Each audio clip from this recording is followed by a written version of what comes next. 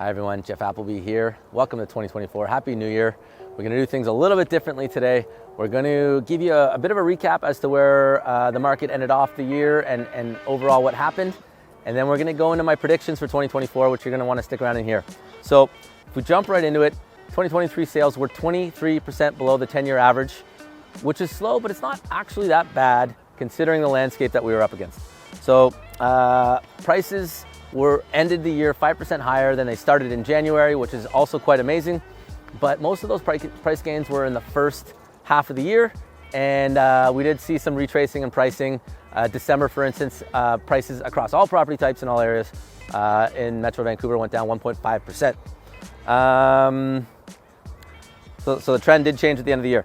Inventory levels are at about the 10-year average, which is good, 13% higher than last January.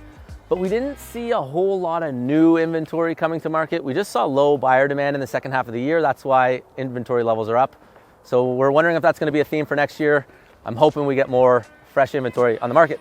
So let's get into the predictions. This is interesting, and you got to listen to this whole thing because it all ties in together. So my predictions for 2024, inflation will continue to slow as the Canadian economy slows in 2024. Interest rates will come down between 1% and 2% in the year, and that will start in the second quarter. Vancouver's market, which never really saw a major pullback, will be reasonably busy and somewhat competitive this spring. We will achieve, number 4, we'll achieve the soft landing promised by the Bank of Canada. All is going to be rosy and great. And my final prediction, something is going to be different than we expect. Something in there is going to be different. It's going to look different. Something is going to happen that's going to change this outcome. So no one predicted all the events that have happened in the last 10 years that really impacted housing.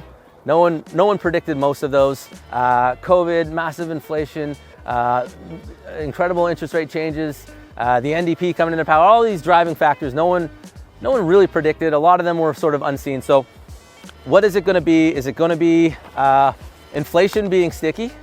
And they have to keep interest rates a little bit higher for a little bit longer? Is it going to be that we go into a recession and we actually need to drop rates faster? Is it going to be a conflict? Is it going to be oil prices? We don't know.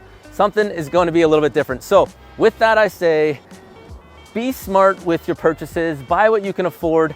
Save up. Use your RSPs. Use your TFSAs. Prices are going to appreciate in the long run. Asset values do, especially with the amount of money we're printing and the debt we're taking on. It will do very well for housing.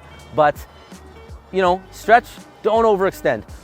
A lot of my clients have done very well in the last several years, in the last 8 years, and none of them were really that stressed in 2023.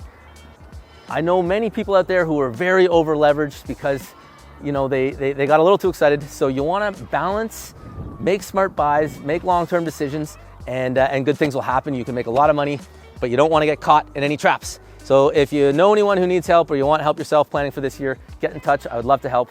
Have a great day.